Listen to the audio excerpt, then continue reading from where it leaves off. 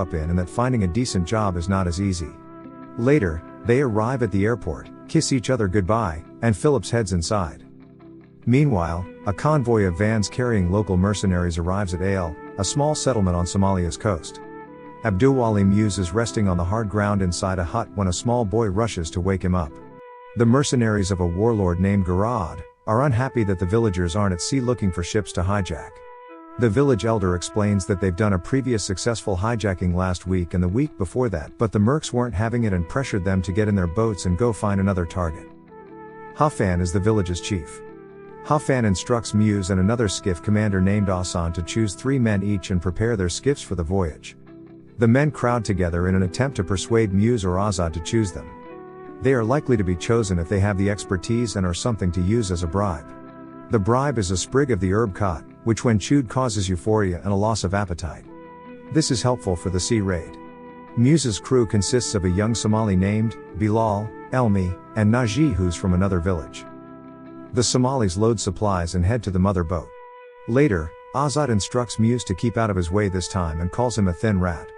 Muse despises Azad, and he didn't like it when Azad starts bossing his man, Elmi, around. Captain Phillips arrives at the port of Salalah in Oman to take command of the MV Maersk Alabama, a container ship. Phillips greets Shane Murphy, his first mate, who then briefs him of their sea route and the total cargo that they're transporting. Captain Phillip is wary of pirate activity off the coast of Somalia, orders Murphy to guarantee that all doors and hatches on the ship are closed and maintained locked. Soon, the ship embarks on its journey after completing the loading of its cargo. Captain Phillips organizes emergency drills at sea to ensure that the crew is prepped just in case the event of an emergency. And it paid off. Captain Phillips detects 2 little blips on the ship's radar screen not long after they begin the drill. The captain alerts Murphy about 2 incoming skiffs and instructs him to contact the U.S. Maritime Emergency. When Usme didn't reply, Captain Phillips orders a 5-degree port turn and the skiffs follow. Phillips then instructs Murphy to notify the UKMTO of a probable piracy operation. Phillips is told by the female MTO officers to follow the protocols. The captain then can see that the men on the skiffs are armed now that they've gotten near enough. Afterward, Captain Phillips issues a warning to his 20-man crew, instructing them to man their stations. He picks up his radio and pretends to contact a military ship, in hopes of fooling the pirates. Azad is convinced by what he hears on the radio and tells his skiff to turn around and abandon the pursuit. Muse, on the other hand, is skeptical and tells his driver to pick up the pace. Captain Phillips increases the ship's speed and maneuver. The smaller boat is rocked by the ship's wave, but Muse tells Elmi to push at full speed. Soon, the boat's engine fails, leaving them stranded. Later, Muse and the others rendezvous with their mothership that night to make some repairs. Things got heated when Azad and Muse starts insulting each other. Then Azad points his gun at his rival, but Muse has a wrench hidden which he used to kill Azad. Afterward, Muse takes Azad's engine and goes after the prized cargo ship again. Murphy sees them and radios for the captain. Phillips then announces the crew to head to their stations, orders evasive maneuvers, and radios UKMTO for help. Moments later, the fire nozzle activates, spraying water outwards. Muse then radios Phillips to stop the ship, but the captain paid no heed and continues, causing Naji to fire his weapon and for them to steer closer. The fire hose doesn't prove to be an effective deterrent as Bilal hooks the improvised ladder and each man then leaps onto the ladder and scrambles up the side and into the boat. Next, Captain Phillips orders the crew to take refuge in the engine room and not open the doors. On the way to the bridge, the pirates destroy all locks they come across. Then as soon as they reach the bridge they storm in, pointing their weapons at Phillips and 2 others. Muse approaches Phillips and tells him to relax, that no one should be if they cooperate. The pirates are ecstatic when they discover that it's an American ship. Muse then declares that he is the captain now. Phillips negotiates with the leader that they'll give $30,000 to leave them alone, but to the pirates, it wasn't nearly enough. Moments later, the ship's power dies down after the chief engineer kills the switch. Muse demands to know what's wrong and Phillips tries to pacify them by stating that they pushed the ship to its limits, hence the power failure. Muse is curious about the rest of the crew's whereabouts. Phillips acts as if he has no idea. If the remainder of the crew does not emerge from hiding, he declares that he will begin shooting those on the bridge one by one. But the bluff didn't work, and so Muse figures that he'll search for the other crews instead. Muse takes Bilal and Phillips in searching for the personnel. Phillips advises that they investigate the ship from the top down, but Muse notices this and, after looking through a ship diagram, instructs Phillips to take them to the engine room. Along the way, Murphy almost gets spotted after Bilal checks on the storage room. After the close encounter, Murphy warns the crew that the enemies are on their way and to prep and spread glasses in the engine room. When the search party enters the engine room, Bilal takes the first step through the door and steps on the broken glass, injuring his foot severely.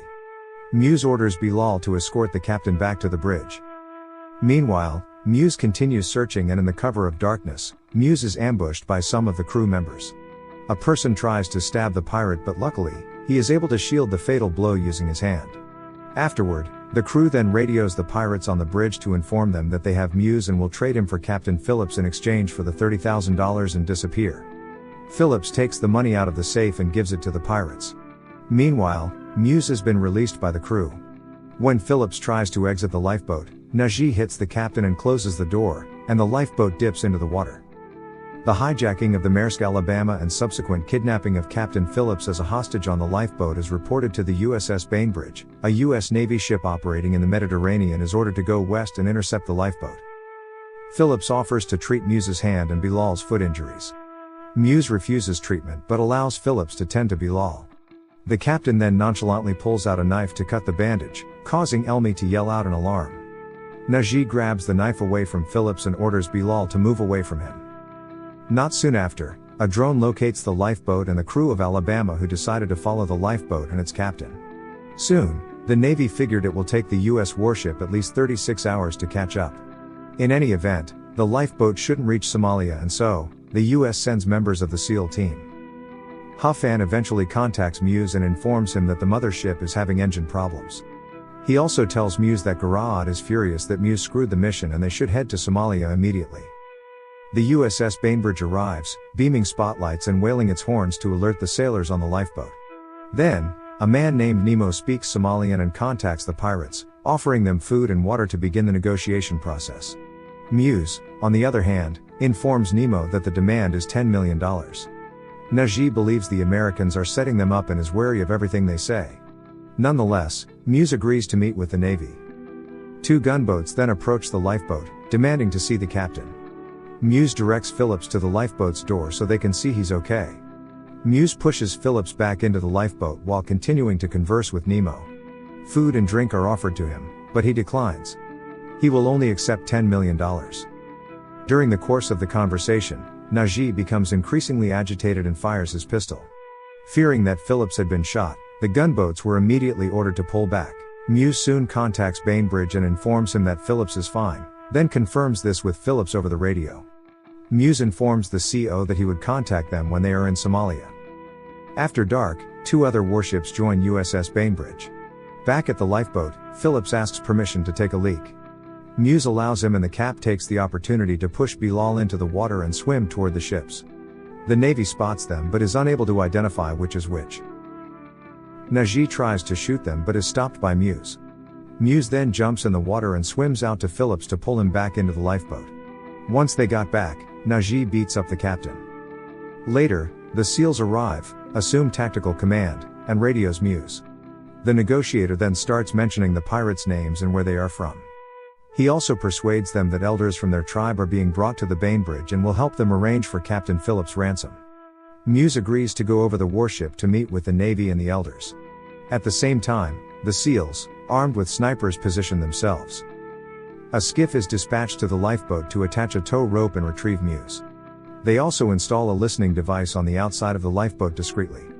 The sailor tosses a bag and tells Phillips that he should put on the shirt to stay warm and that he should stay in the same place. Back at the warship, the S.E.A.L. sniper's mission is to find confirmed sightings of each of the three pirates on the raft and eliminate them. As instructed, Phillips dons his yellow shirt once the Bainbridge starts towing the lifeboat.